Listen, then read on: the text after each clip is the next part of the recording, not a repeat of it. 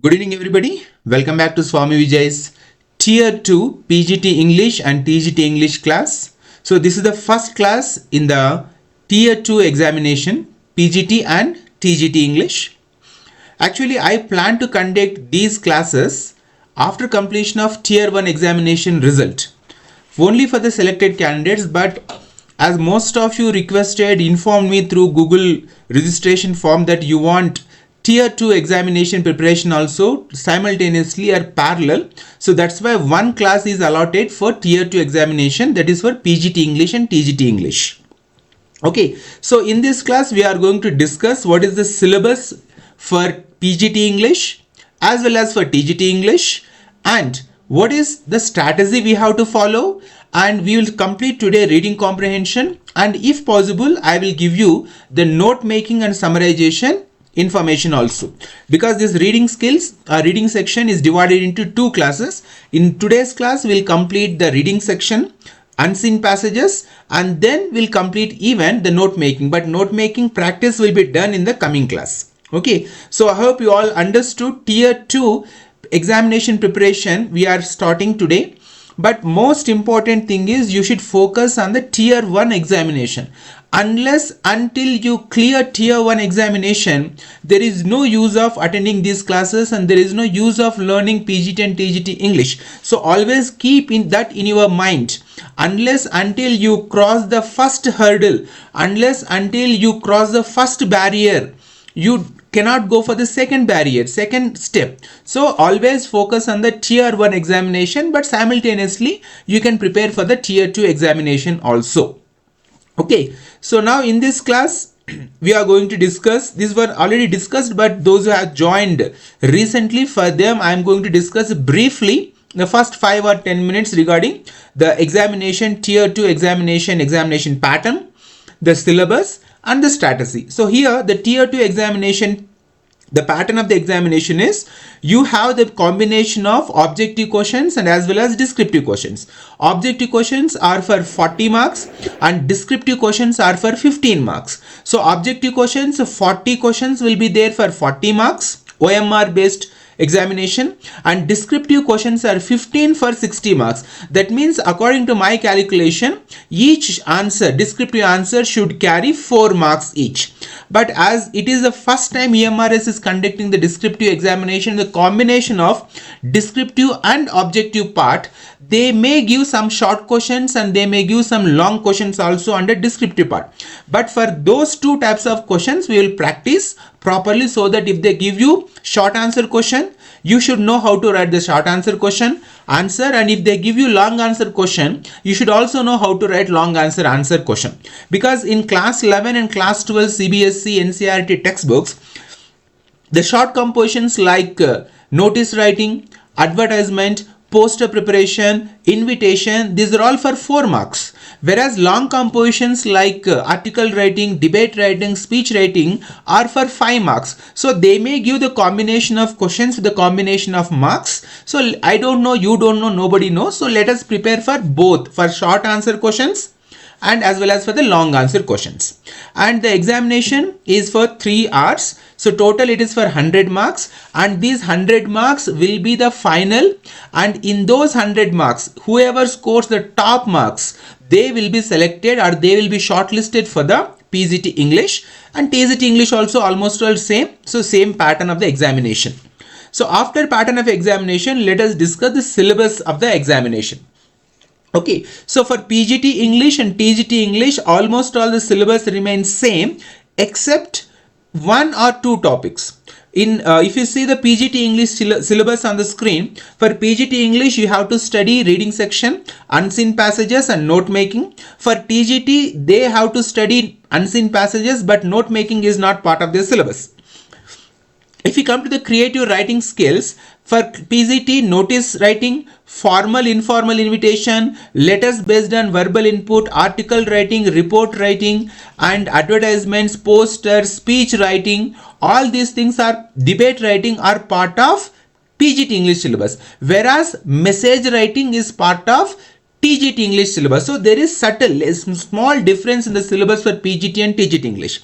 Grammar remains same, literature also remains same. So for both PGT and TGT, almost the preparation, almost the syllabus is same. So here you can see the TGT English syllabus. They have unseen passages under the reading comprehension, and writing ability, they have one short writing task such as notice, message or postcard. So message and postcard are only different from the PGT English syllabus. Remaining all remain almost all same, but in our classes we are going to practice the entire syllabus for PGT as well as for TGT.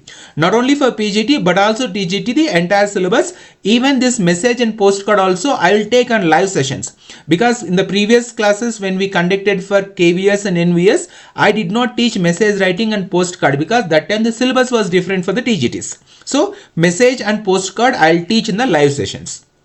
Then if you go to the section C, grammar, almost all same, similar, and we'll cover all those topics also. And literature section D remains same. Shakespeare works, Romantic period, 19th and 20th century American and English literature, and then modern Indian writing in English and modern writing in English and from different parts of the world. I don't want to waste much time because already these things were discussed in the previous classes. So let us go forward and let us complete today's topic. What I mean to tell you that if you are preparing for PGT, almost all you are preparing for TGT. If you have qualification, you may even apply for TGT post also, but whoever is preparing for TGT, if you have requisite qualification, you can also apply for the PGT. So one preparation can help you to clear both examinations. That is my point. Then after PGT English and TGT English, what is the strategy we are going to follow in this tier 2 examination or tier 2 classes for PGT and English? So it is a combination of descriptive plus OMR based. So the strategy which we are going to practice is, we'll practice the entire syllabus for objective type questions as well as for descriptive type questions. You need to understand it very clearly. The syllabus remains same, but 40 marks, 40 questions come in form of MCQs, and then 60 marks questions come in form of descriptive questions. So long answer questions or short answer questions. But our approach is, we will practice we'll study the entire syllabus, not only for descriptive part, even for objective part. We'll practice each and every topic for objective question as well as for descriptive questions. But a question rises in your mind, how can the descriptive part can be given from reading comprehension? Yes, the reading comprehension cannot be given in descriptive part. It can be given only in the objective part. So there are few specific areas where we have to practice this for descriptive part and for objective part. So that should be very clear. So reading comprehension mostly you will get for objective part. Note making you will get for descriptive part, short compositions you will get for descriptive part, grammar you get for objective part, I mean 1 mark questions, MCQ questions, and literature they can give you even questions from MCQ questions and as well as for descriptive questions. So we are going to practice for both the types of questions. Then we have to this is the note making, will come later on in the whatever the syllabus we have. Under short compositions, we have to study notice writing, poster preparation, process writing, advertisement, invitation, reply to invitation, long compositions, article writing, speech writing, debate writing, report writing, factual description, business or official letters, letters to editor, job application, or curriculum vitae or resume. So these things were actually discussed in the previous class, so I don't want to waste. And how to prepare for the tier 2 examination, which is going to be conducted maybe after 4 months or 5 months after the tier 1 result out. So we need to prepare it thoroughly, but our major focus must be on tier 1 examination. So I repeat once again, I emphasize once again, I request once again, please concentrate first on tier 1 examination. Clear tier 1 examination, then I'll help you, I'll support you with my whole heart and with my all resources for tier 2 examination. If you can't clear tier 1 examination and if you even prepare for tier 2 examination, then there is no use. Please understand, I am very pragmatically I'm speaking, practically I am trying to make you to understand, you need to clear tier 1 examination. Keep that in your mind. Then this strategy, all those things we have discussed, and how to study, what to study, when to study, all those things we'll discuss. That is not a difficult part. And then descriptive answer writing also I'll explain. I will make you to write descriptive answers also very clearly. And then there is a 7-step strategy which we are going to follow in the tier 2 examination preparation. This is like direct introduction. Whenever the question is asked, you need to introduce that answer in a direct manner, then context or background, define the core idea, use evidence, critical analysis, link to theory or criticism, and conclude effectively. So 7-step strategy will follow to write the descriptive answers. So the formula, all these things we discussed. Okay, so now let us move to today's class. So today's class we focus on the reading section, and in the reading section we'll first practice the reading comprehension or unseen passages, and then we'll shift to note making. So it is 7:11. So let me take the attendance and then we'll shift to Google Slides so that I can also get the attendance, and I'll come to know who is attending properly, who has been attending regularly. All those information I'll get. So now let us shift to Google Slides for today's class.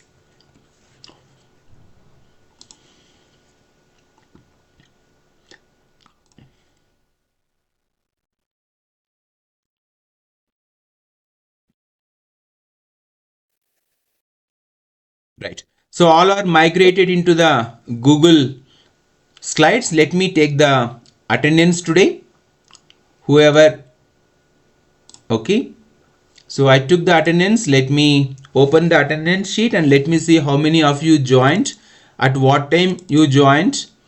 So now here is my attendance of this class. I'll post this attendance in the group so that the record will be maintained properly. 1 second, I'll come back to the Google Slides, but let me post today's attendance.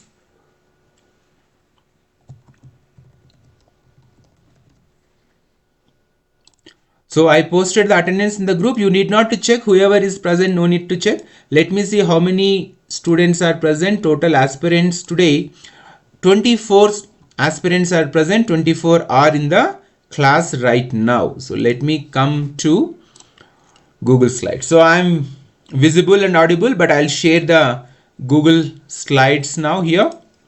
Hello. Okay, it's presenting.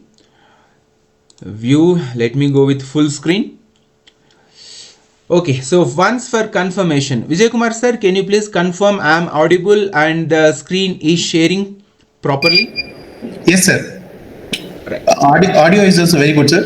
It is also clearly visible, sir. Okay, sir. Thank you very much. Okay, fine. So it is 7:13.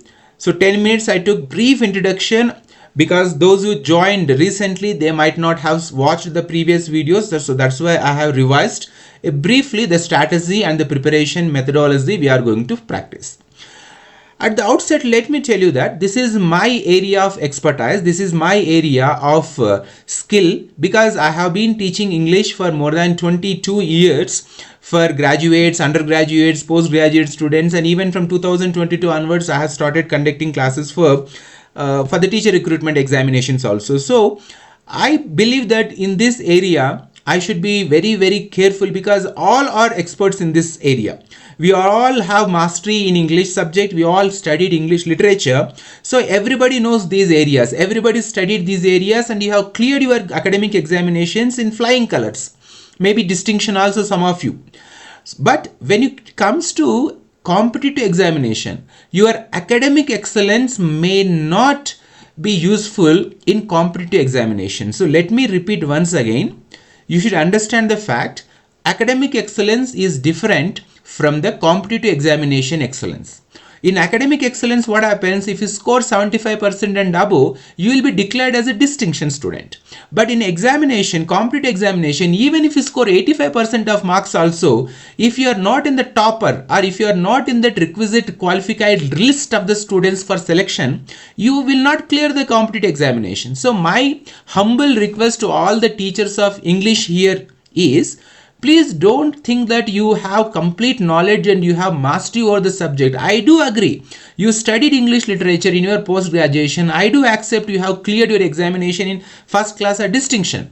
But academic excellence is different from the competitive examination preparation. So my humble request to all the teachers of English is, please follow whatever I am going to share with you. If you think it is right, accept it wholeheartedly and put it in practice. That will be beneficial for you and even for me also. Otherwise, you think that these areas are known to me, I have studied, I started teaching, I know that most of your teachers and you have been teaching English literature and grammar for so many years. I know that very well. But what you don't know is your academic books are limited. If you study in a university, your university suggests you a list of books. From those books only you have studied and from those books only you have scored marks. But when it comes to a competitive examination like EMRS or KVS and NVS, these are all India level examinations, and in this the syllabus is just a route map. But we have to study thoroughly in depth so that we can clear these examinations with any kind of difficulty level of questions coming. So again I repeat, before I start this literature classes, before I start the PGT English and TGT English tier 2 examination, my humble request is please listen to these classes. Please understand the methodology for the clearing competitive examinations, and if you feel that this is right and this is useful, please follow it seriously and sincerely. That is my request. Otherwise, you know how to do reading comprehension. Those who are teaching in CBSE schools, they know how to do note making, they know how to write notice writing. For all those things you know, even literature also you know, but you don't know how to do those things to clear an examination in competition. Academics different, competitive examinations are different. These two are two different mountains. You have to take a plunge from one mountain top to another mountain top. In case if you don't know how to jump, then what will happen? You will fall from that height, and I am here to lift you, not to fall from that. So I know that expertise, I know that experience, and I have that minimum little knowledge how to make you to transform your academic excellence or academic brilliance into competitive examination oriented. Okay, so with this brief request or my humble suggestion, let us begin today's class and PGT and TGT tier 1, especially English subject. Okay, so now what is unseen passage? Unseen passages are those passages which can be given or drawn from any field of expertise. It can be from science and technology, it can be from geography, it can be from polity, or it can be from any kind of any field and any kind of subject. So unseen passages to be practiced very, very properly. Now the question comes in our mind, this is very easy, we have done so many times.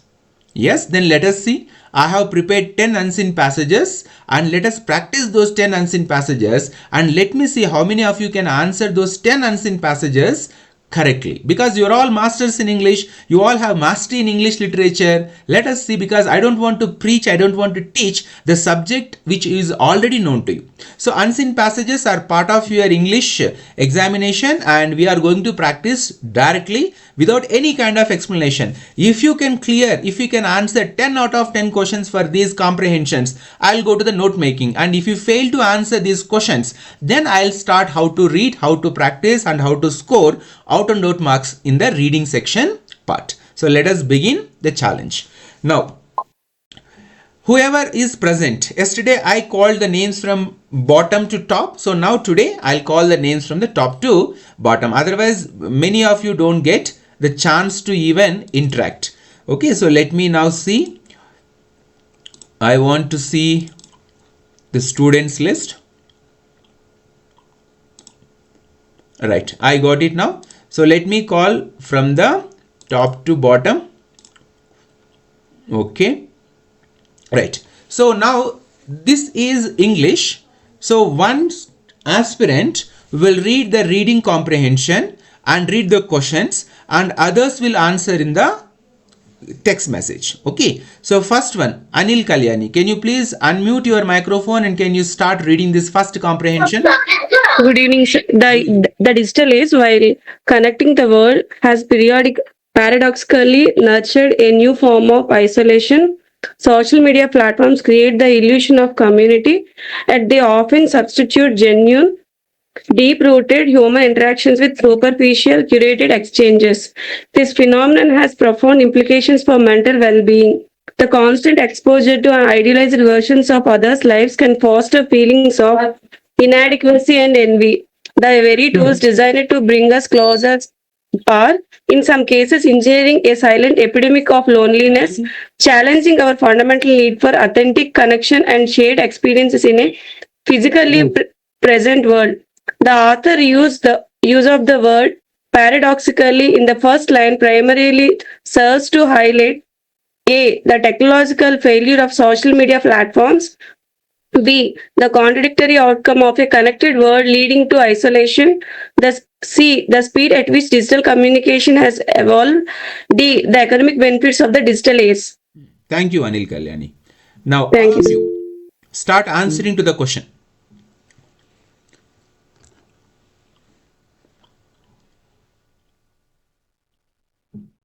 Good, good, good, good, good, good, right, good, good.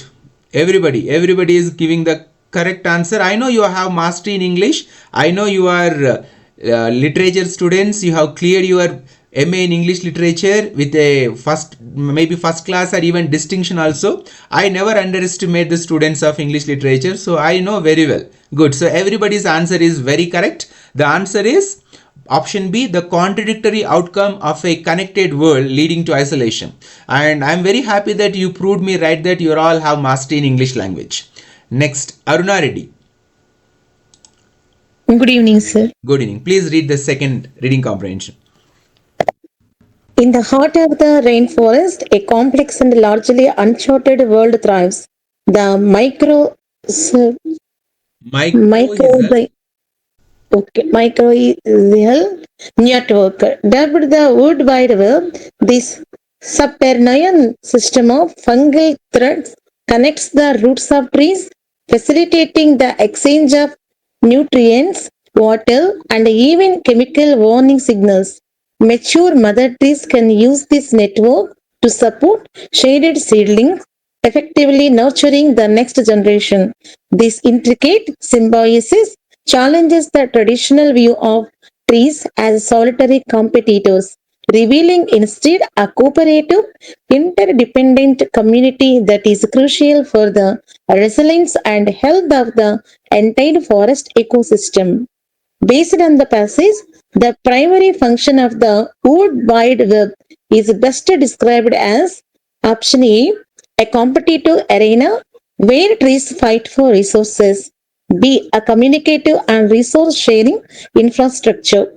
C. A decorative feature of the forest floor with no real purpose. Option D. A barrier that prevents different tree species from interacting. Thank you, Thank Miss you, sir. Aruna. Thank you. Now, all of you start answering to the question. Okay. Okay. Option B, Vijay Kumar. Option A, Sumitra. Option A, Aruna Reddy. Option B, Anil Kalyani. Option A, Pallavi Banerjee. Shivakumar B, Santosh B, Snehalata B, Renuka A, Prakash Komal B. Not should be Mr. Prakash. You have negative marking. You have to be very thorough with the answer option. Why Krish? I don't know. New student, I suppose. New B, option B. Okay, so first one, everybody came with one single answer. Second one, now between A and B, you are getting confused. Okay, fine. B. Answer B is Naveen Kumar. Answer B. Ranjita Madhavan B. Right. Okay, fine. I still accept, I still understand, I still believe, and I still agree that you all have mastered in English.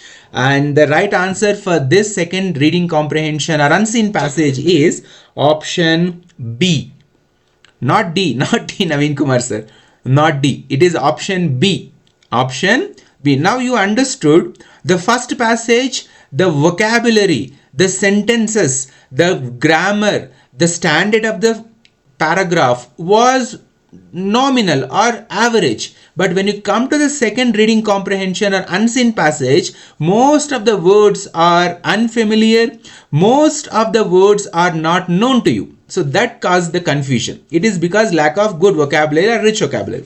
Let us see. I'll still trust you. I believe you. Let us go to the next one. Mr. Dev Kumar. So, good evening, sir. Good evening, sir. Please read. Yes, sir. The concept of the Anthropocene, a proposed geological epoch, posits that human activity has become the dominant influence on Earth's climate and environment. This marks a fundamental shift from the Holocene, a period of relative planetary stability that allowed human civilization to flourish. Evidence for this transition is stark, ranging from plastic pollution sedimented in rock layers to altered geochemical cycles.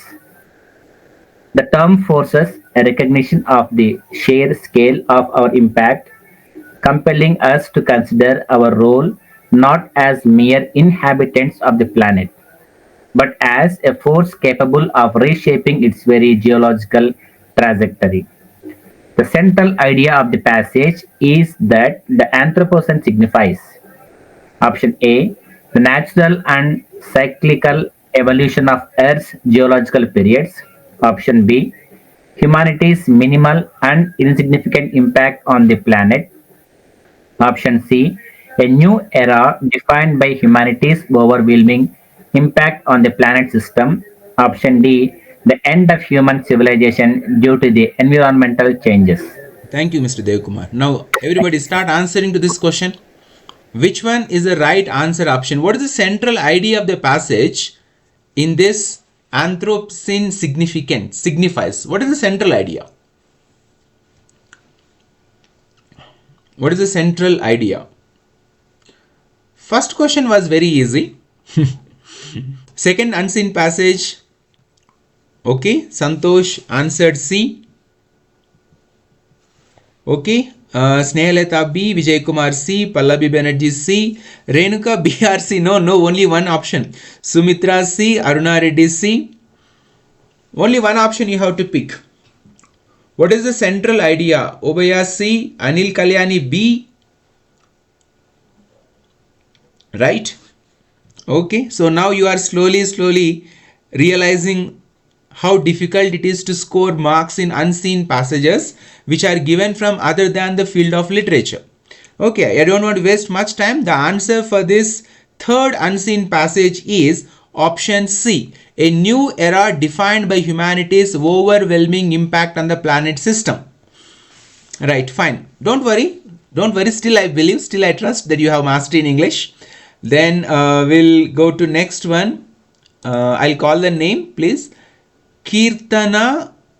I could see this one. Kirtana, the name. Please unmute your microphone and read this unseen passage. Kirtana.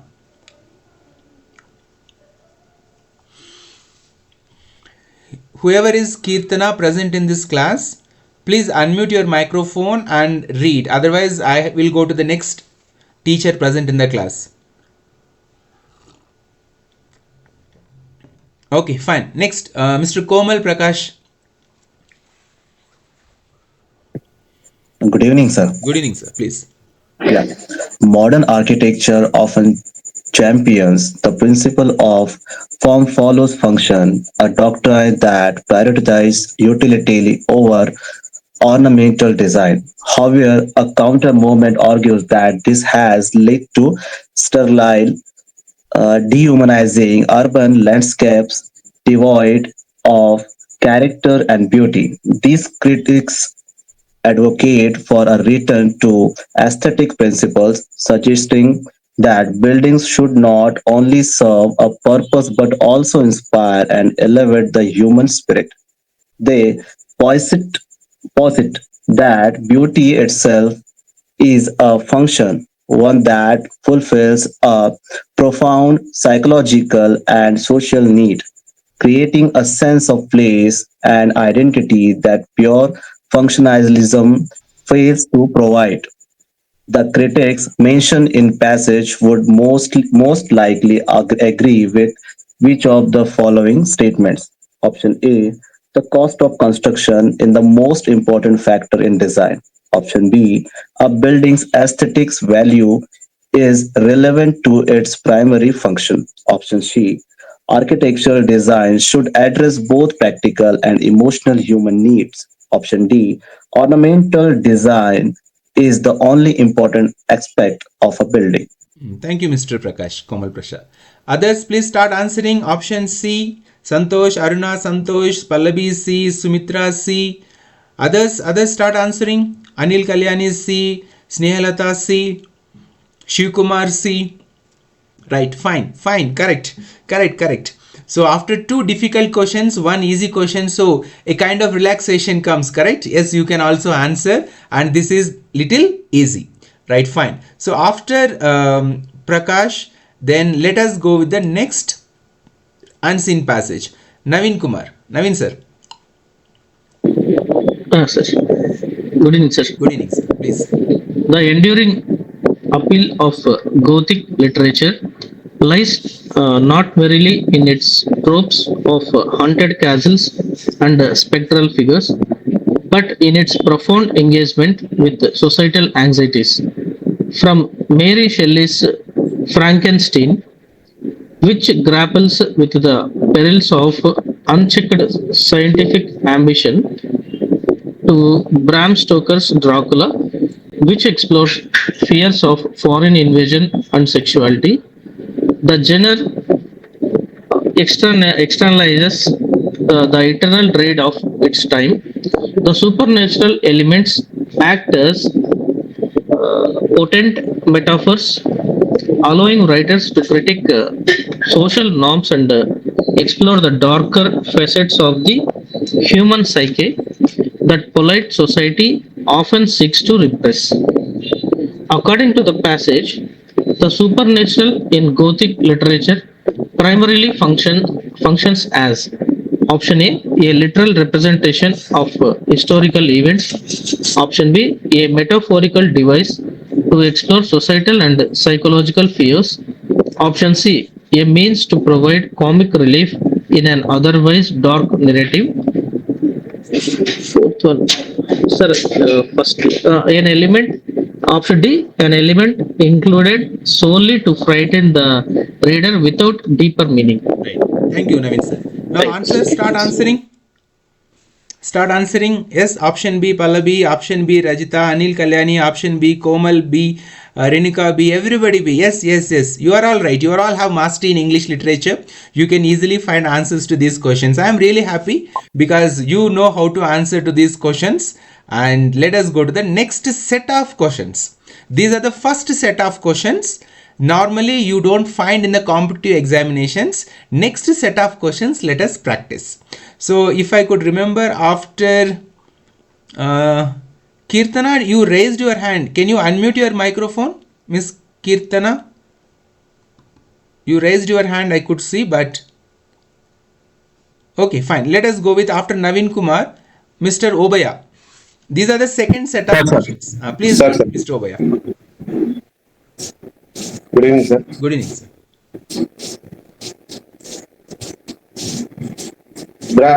The Anthropocene posed humans as a geological force, evident in technofossils and materials like a plastic and concrete that will persist in strata.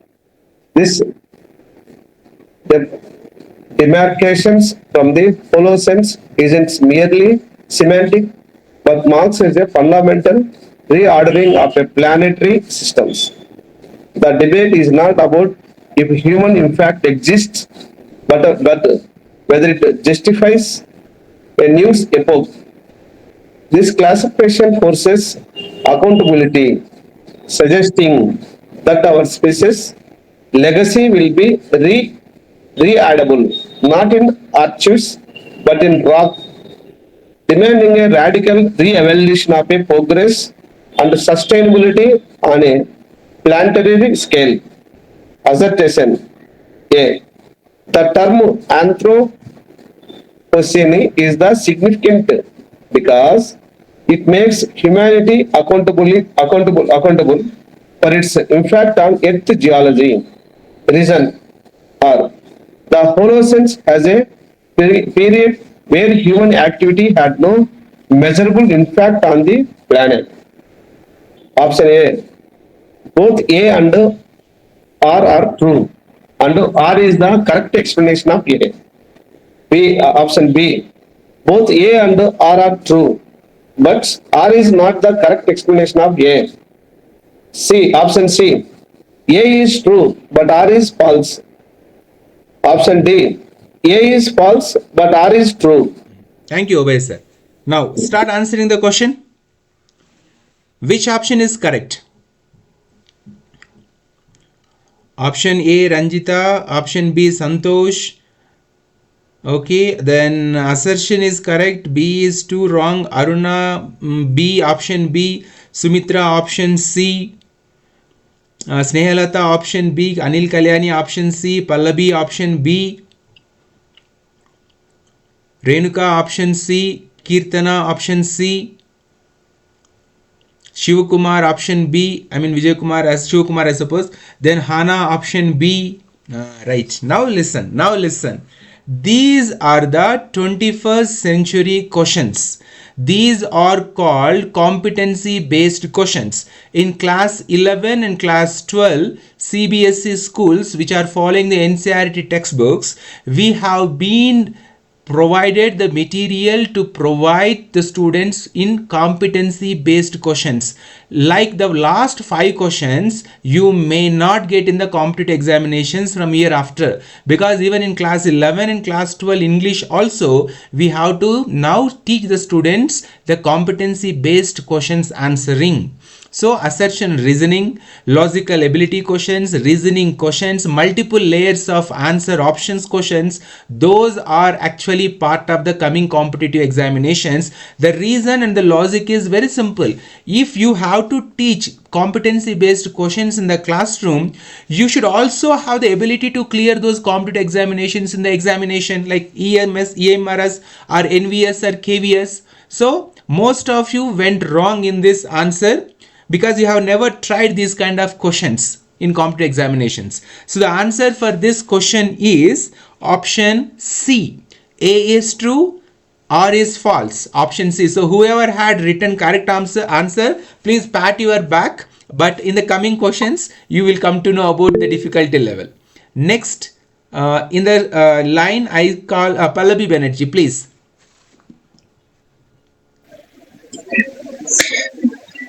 Good evening, sir. Good evening, Pallavi. Please. Modern literary criticism often treats the death of the author as dogma, insisting meaning resides solely with the reader. However, this approach risks becoming a tyranny of subjective interpretation, where any reading, however anachronistic or unmoored from context, is deemed valid, while reader response is crucial, completely severing the text from authorial intent and historical milieu can lead to critical solipsism. The most robust interpretations often navigate between authorial context and contemporary reader response, acknowledging that meaning is negotiated, not dictated. Which of the or are true based on the passage? First one is the passage completely rejects the concept of death of the author. Second, the passage suggests that ignoring authorial context can lead to flawed interpretations. And third, the passage advocates for a balanced approach to interpreting a text. A, 1 and 2 only, B, 2 and 3 only, C, 1 and 3 only, and D, 1, 2 and 3. Thank you, Pallavi.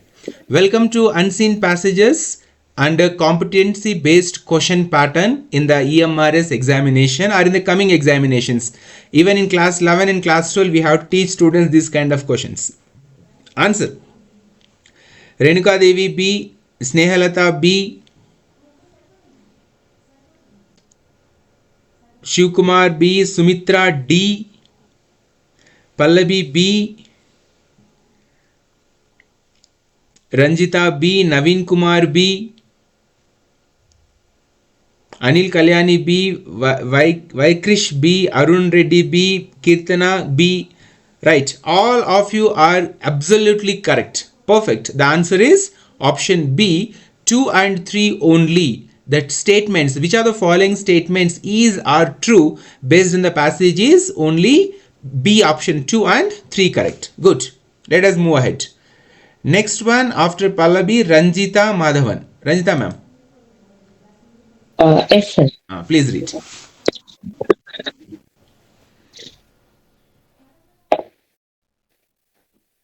Ranjita ma'am, you are not audible. Yes, it was not visible.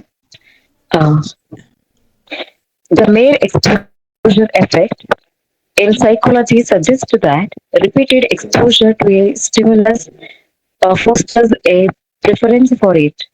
This principle is the engine of cultural canon formation. Works deemed classics are often those most frequently taught, reprinted, and referenced. This creates a feedback loop. Exposure breeds familiarity, which is misattributed as intrinsic merit. Consequently, can become self-perpetuates, potentially disseminated works. This value of the text, therefore, may be as much a product of its physically as its innate quality. Assertion Assertion A. The cultural canon is an objective list of the works with the highest intrinsic literary merit. Reason. So once again.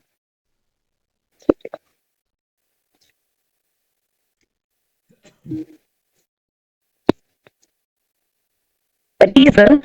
The main exposure effect proves that people naturally prefer what is objectively better. Option A. Both A and R are true, and R is the correct explanation of A. Option B. Both A and R are true, but R is not the correct explanation of A. Option C. A is false, but R is true. Option D. Both A and R are false. Right. Thank you, Miss Ranjita. Now answer the question. Which is the right answer for this question?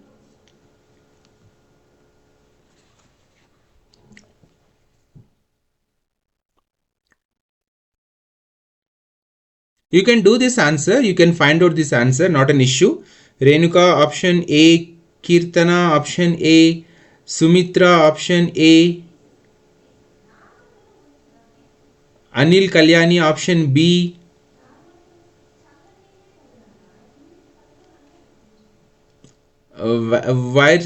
Vaikrish A. Dev Kumar A. Pallavi A. Hana B.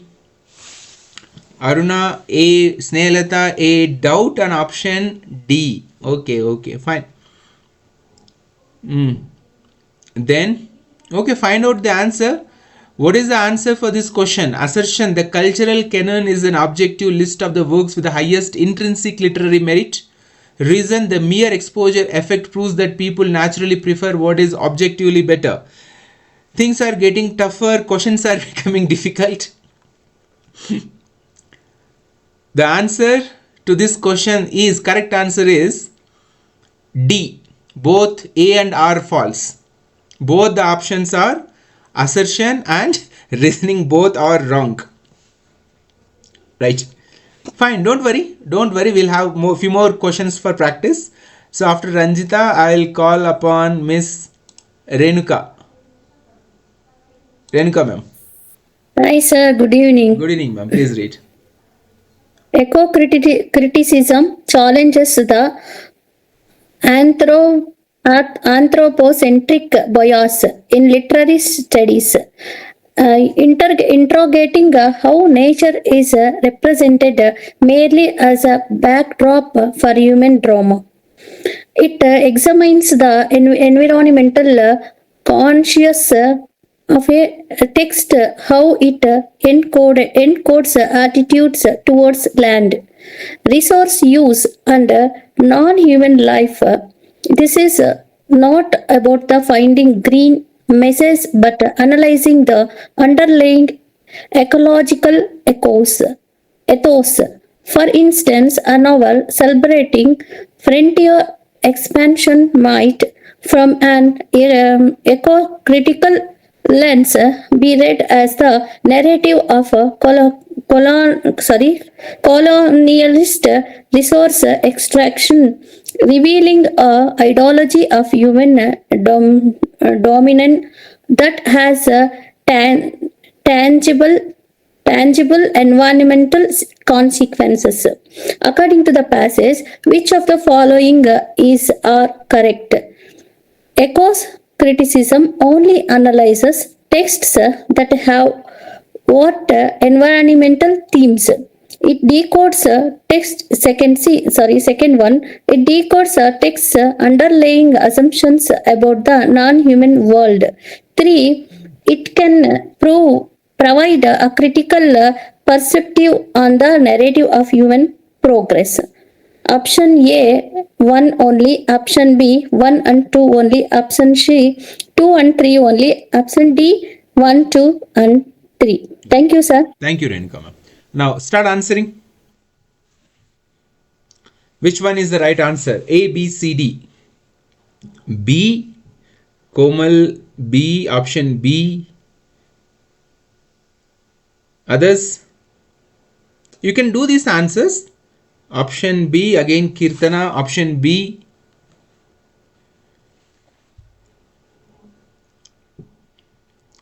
Take your time. Option C, Aruna. Okay. Vijay Kumar C. Others are still thinking. Take your time. No need to rush. Option B, Obaya.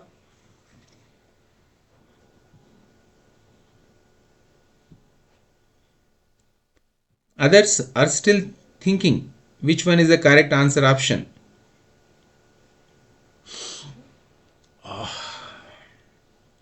Pallavi, option C. Sumitra, option A. Snehalata, option B. Hana, option C. Anil Kalyani, option A. Vaikrish, option C. Renuka, option B. Dev Kumar, option A. Naveen Kumar, option B. Right, the correct answer for this question is option C. Option C is the right answer option for this unseen passage. Don't worry, there are few more passages. You can rebuild your confidence. Don't worry about these questions. Next question, I like in the sequence, Hana. Hana, please unmute your microphone and read. Yes, sir. Good evening. Good evening. Intertextuality, a cornerstone of post-structuralist thought, posits that all texts are mosaics of other texts. No work is an isolated original creation. It is a tissue of quotations, allusions, and unconscious echoes of prior discourse. This doesn't diminish authorship but redefines it. The writer is a bricoleur working within a vast cultural archive. Meaning, therefore, is a relational and differential generated through the interplay between the new text and the cultural text it consciously or unconsciously invokes. The reader's role is to trace these dialogic threads. Assertion. According to the concept of intertextuality, the idea of a completely original author is a myth. Reason. A writer's creativity lies in the unique way they combine and recontextualize pre-existing cultural materials. Options. A. Both A and R are true and R is the correct explanation of A. Option B. Both A and R are true but R is not the correct explanation of A. C. A is true but R is false. D. A is false but R is true. Thank you. Answer. This is an easy question. I gave this question in between the difficult questions so that you don't lose your confidence. This answer will build your confidence or rebuild your confidence. The question is easy. It's a very simple question. Though it is assertion and reasoning, but it is a very simple question. Answer, which one is correct? A, B, C, D. Which option is correct?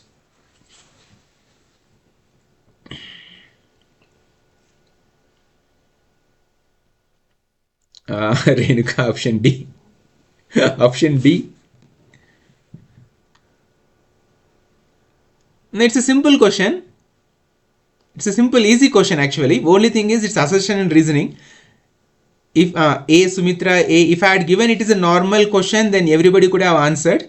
But it's actually a simple question, easy question. Kirtana A, Aruna Reddy A.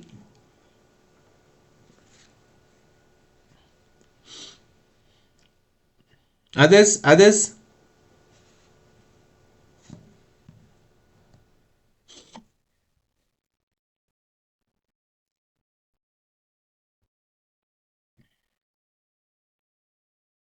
Start answering others. It's an easy question actually.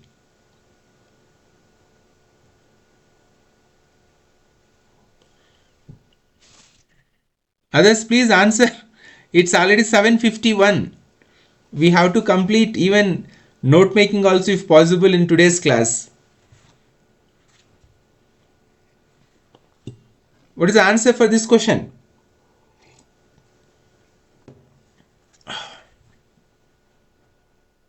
Why others are not responding? Okay, Anil Kalyani B. Already tired from the morning and I am asking these kind of assertion questions causing difficulty. Don't worry, these are these to be practiced. Navin Kumar B.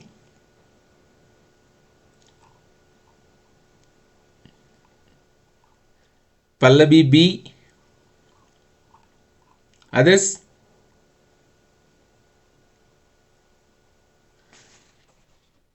Okay, Sumitra ma'am, you raised your hand. You want to say anything? You want to say something?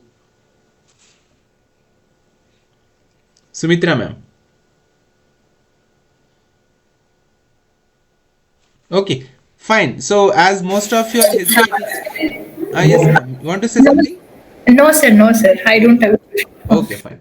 Okay, so answer to this question, though it is easy, but only I did something like, to create confusion, instead of giving a direct MCQ, I made it an assertion and reasoning question. Otherwise, the answer is very simple. The answer is option A. Both A and R true, and R is the correct explanation of A. Okay, so in between one easy question, one difficult question I inserted here. So after whom, I suppose after Hana, next one is Mr. Santosh. Santosh, can you unmute and please read this question? Santosh.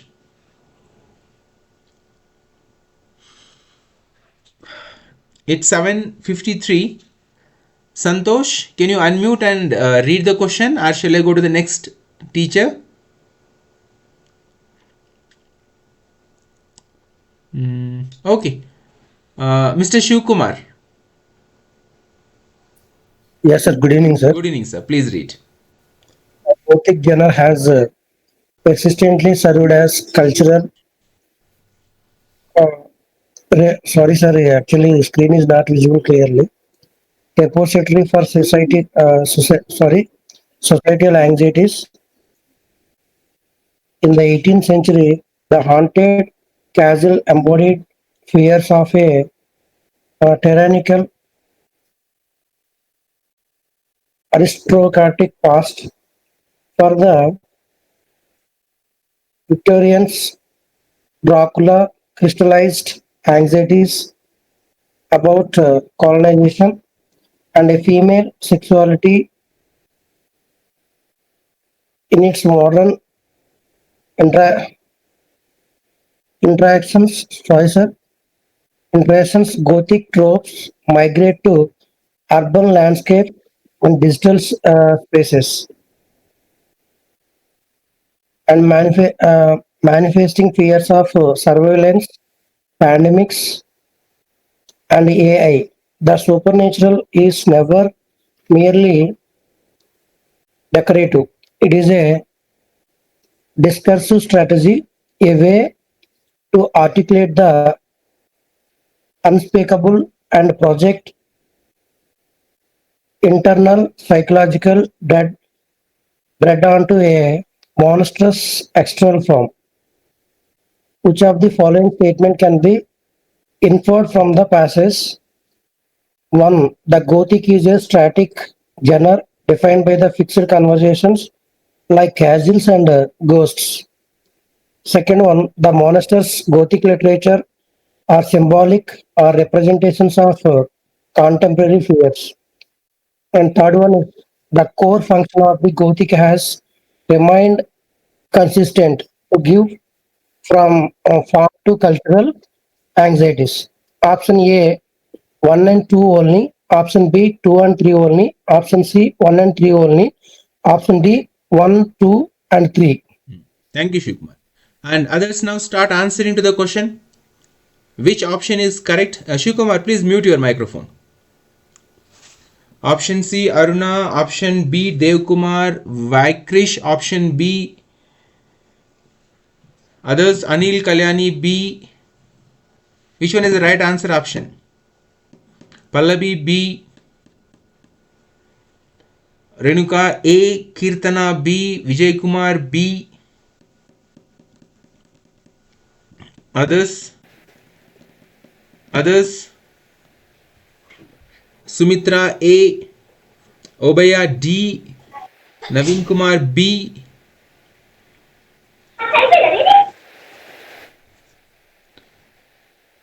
Others start answering. Others are silent. Mr. Chandrasekhar, mute your microphone. Ranjita Madhavan, B. I have to mute him. Okay. Then others, please try. What is the answer? I know you are all tired because of this kind of unseen passage questions with different from different fields, not exactly from English literature or from geography or normal context. Okay, so please answer, and whoever has answered, please wait for others to answer. It is 7:57. So let us option B, Hana, option B. Others, please answer. Okay, so whoever has answered and whoever has practiced these 10 questions, you find it difficult to answer to these questions. The reason is we learned English in a very traditional and orthodox way, and we have been tested or we have been asked questions in a very orthodox manner and in a very traditional manner. But when it comes to the present scenario, these questions are coming in competency based format. Competency based format questions include assertion and reasoning questions, multiple layers of questions or multiple answer options questions, true and false statements, combination of true and false statement, data based questions, picture based questions, logical based questions, even communication oriented questions. And these questions are new to us because we never learnt answer these questions and nobody taught us to answer to these questions. So what I want to tell you, that my humble request is, please listen to me for 5 more minutes, not more than 5 minutes, how to answer to these kind of critical, difficult, 21st century competency based unseen passage questions in examination. Earlier you used to get one big passage with 3 or 4 paragraphs, or one unseen passage with 3 or 4 different paragraphs, or 6-7 paragraphs, and they will be like 6 to 10 questions. But now in the competitive examination, for each and every unseen passage question, they will supply you an unseen passage. So please listen to me for 5 minutes. Let us understand how to answer to these questions. Exam dates mostly maybe in the month of December or January. Particularly, I don't know the dates of examination, but it is a speculation that tier 1 exam may be conducted in the month of December or January. Now let us come to the topic. How to answer to these kind of unseen passage questions. See, you need to read the passage quickly to understand the theme, subject matter, central idea of the passage. Then read the passage again to understand it deeply and cleanly. One time if you read, you may get confused, you may feel confused, but read it twice. Then read the questions given below the passage one by one. If there are because it is an MCQ format and OMR sheet, so they may give 2 questions or 3 questions, but let us go with 1 question. So don't try to find answers to all the questions at a time. Read the question 1 and find the answer, then locate the answer in the given passage. If possible, mark the answer in the given passage. Don't involve. Now listen, up to 4 points you know. First 5 points are known to each and everybody. It is easy for you teachers of English that you know how to do this. But from 6th point onwards, please be very clear. Don't involve or add your personal opinions, ideas to the given passage. To put it in simple, you should think within the box. If you want to score out and out marks in the unseen passages part, you should think within the box, not outside the box.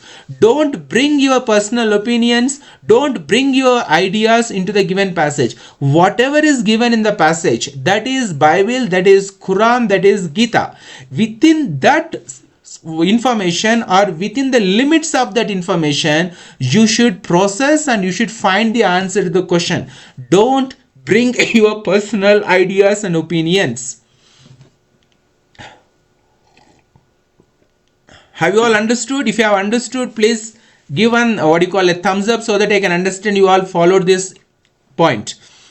Most of the time, why do we go wrong in unseen passages is you have the information. You have already information in your brain and you are interfering with the present information with the previous information, and that leads to confusion. So in answering unseen passages, you should think within the box, inside the box, in the limitations of the information provided in the passage. Don't use your external knowledge. There is a 1 point. Then 7th point, don't jump into conclusion with your own values and morals and ethics. Don't predict that this should be like this should be like this, or this should have to happen in this manner. Don't do such kind of things. Most of us, we go wrong in unseen passage questions because we come with our own values, we come with our own middle class morals and ethics. So please avoid such kind of interference, psychological interference. Otherwise, unseen passage questions are very easy. We all have mastery in English, we all have masters in English literature, we are all teachers of English. Then why it is difficult to score marks in unseen passages? Because we bring our personal opinions, we bring our personal values, morals and ethics, and that leads a lot of confusion in finding the right answer option.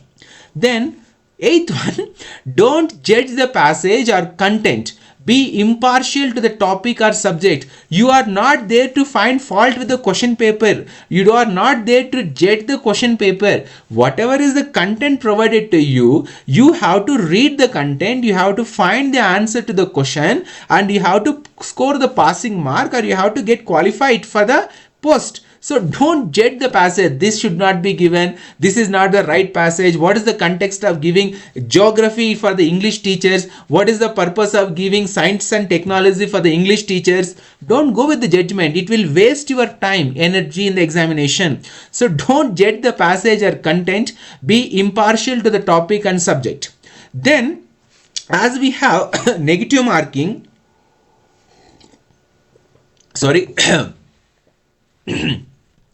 as we have negative marking, use elimination method when not sure about correct answer. If you want to skip the answer, yes, you can skip the answer. But if you skip all the answers with such kind of a same doubt, then when will you score marks? So go with the elimination method. We can easily know out of 4 options, 2 options are absolutely wrong, not appropriate, not relevant. But we get stuck between those 2. So read the passage again, use your common sense and try to find the answer. Now let me tell you what is the common sense we have to use in examination. When you read the passage and when you read the question, the first one which flashes in your mind, the first answer which flashes in your mind, the first answer which you feel correct, and when it flashes in your mind, 90% that first flashed answer is correct answer. Because our common sense, our subconscious is more powerful than our conscious, awakened conscious. So you can trust your subconscious because you are training your subconscious to find answers to these questions. So 90% there is a chance, probability that the first answer option which struck in your mind, which flashed in your mind, might be the correct answer option. So when you want to take risk, go with your common sense and you can choose that one after elimination method. Then finally 10th point, and I want to emphasize, as we're all teachers of English, most of us, we don't practice unseen passages. We are very overconfident that we can easily score marks, and that is the reason why most of you not score marks. I repeat, when you become overconfident, you neglect that particular part. Without any preparation, you go to examination hall, you sit, and when you find the questions and when you find these unseen passages and the difficulty, you'll get struck by the bolt. I mean, figuratively I'm speaking, you will get shocked and you will get paralyzed and you may not even answer to those questions. So don't be overconfident. You need to practice required number of unseen passages before facing the real examination. So practice well, accept your mistakes and improvise. See, we all know English. We all have been teaching English. But when it comes to examination, practice is the most important element and ingredient we should add so that we can clear examination. So these are the points which I would like to share with you all with related to the unseen passages. So please be precise, please practice these unseen passages, and if you find any difficulty, the only way you can find answers to these questions is practice and practice and practice and more practice.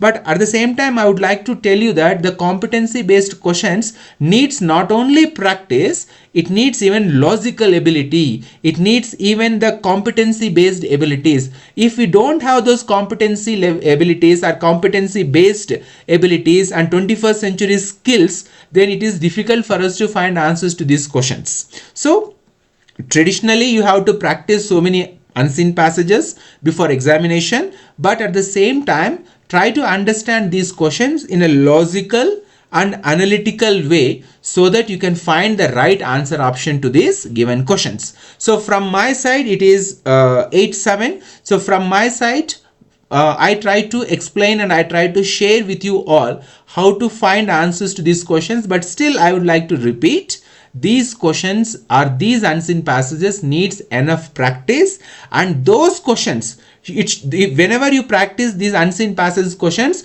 don't go with the traditional setup of questions.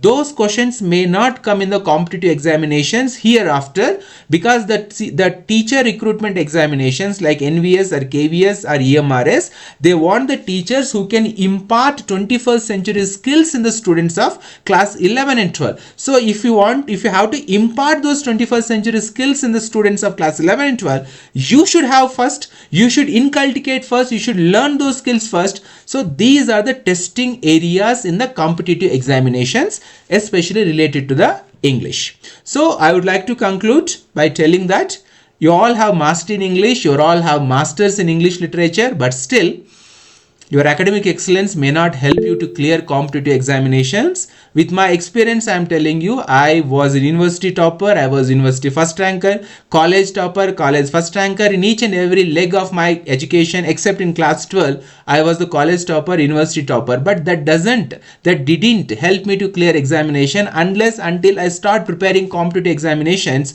Then I realized that whatever was taught in the university was just 1%. Let me tell you, whatever the university taught me after completion of post-graduation was only 1% useful for the competitive examinations. Then when I started learning, when I started preparing for competitive examinations, I realized that whatever the academic brilliance or excellence or information I had was not sufficient.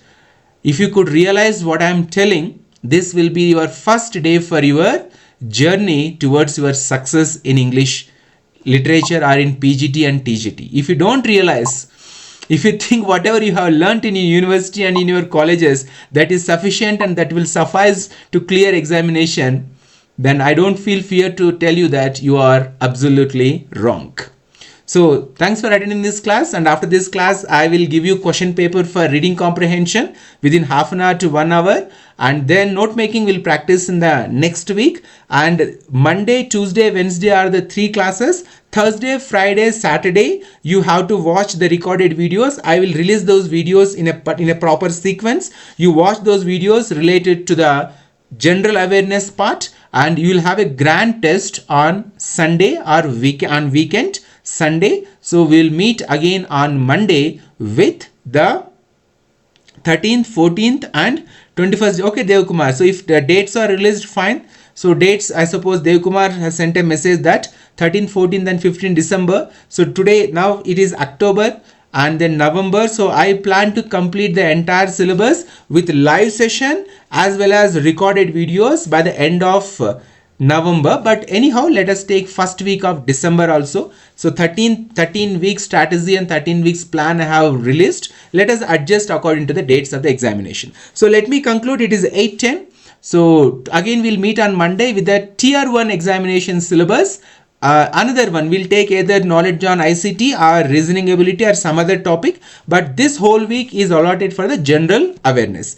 Tier 2 PGT English, TGT English, of course I'll conduct, but as I told you in the beginning, tier 1 examination is more important. Focus fully on tier 1 examination, and I won't leave you until you clear tier 1 examination. But you have to support me, you have to cooperate with me, then only I can lead you further, I can lead you towards success. So thank you for watching. After half an hour I'll release the question paper. So thanks for attending this class. Take care. Bye bye. Good day.